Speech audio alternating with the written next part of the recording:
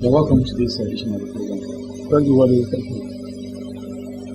What the major national security that is facing Nigeria right now is the Boko Haram issue. There's a school of thought that believes it's a law and order matter. And so law enforcement agencies, including army and every other person in the world, should get this responsibility at the state in getting their complaints. There is also another school of thought that believes that if the Boko Haram issue could be resolved, then there should be a carefully packaged settlement program. But that's the only issue. What is your take on this?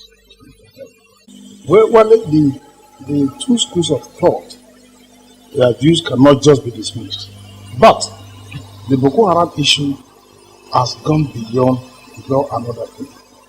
Because the Boko Haram has become a part of Nigerian socio-economic crisis for development for about 2 years now.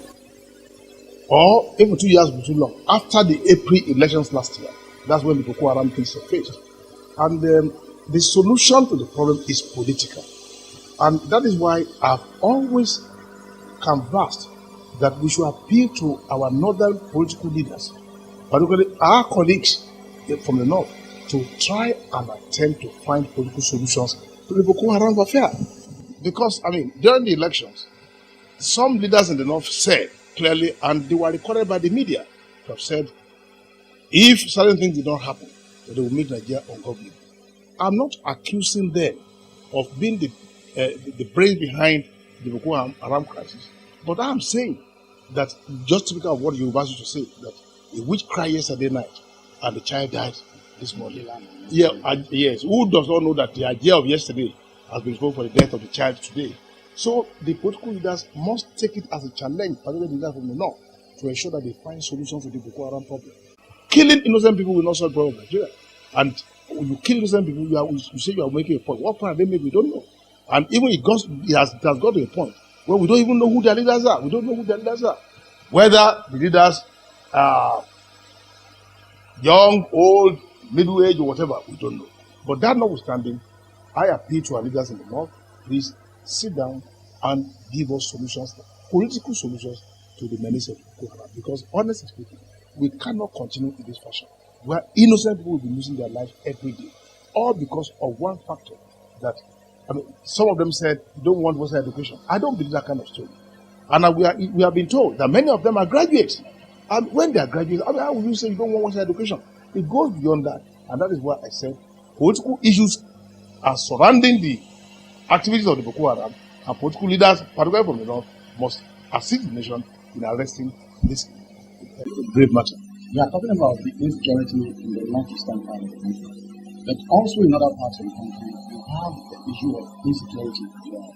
And this is my second question, that almost all over Nigeria, it is the state governments who are currently bearing the brunt of running first and improvement of Nigeria Police Force. We are talking about the east, we are talking about the south, we are talking about the southwest, in the middle belt.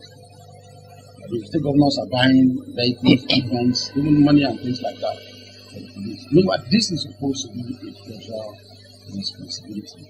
Year in, year out, funds are appropriated for the police and other law enforcement agencies. What is happening here, and what should be done in order to get this state of insecurity behind us? Thanks, Wale.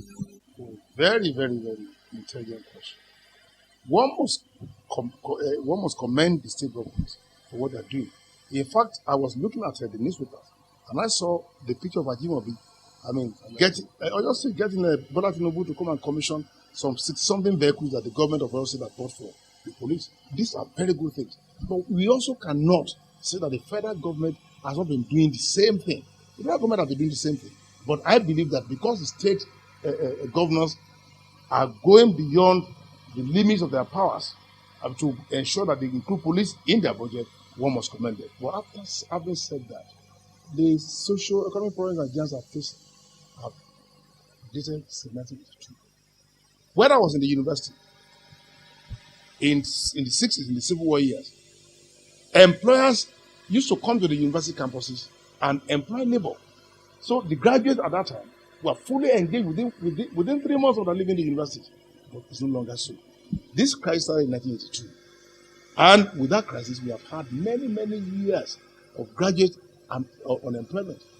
In Ibadan, I ran into 2 young men who sell newspapers about a week ago. And believe me, their story is something which will touch the heart. The 2 of them are Osu. Their surname is Osu. One is an engineer.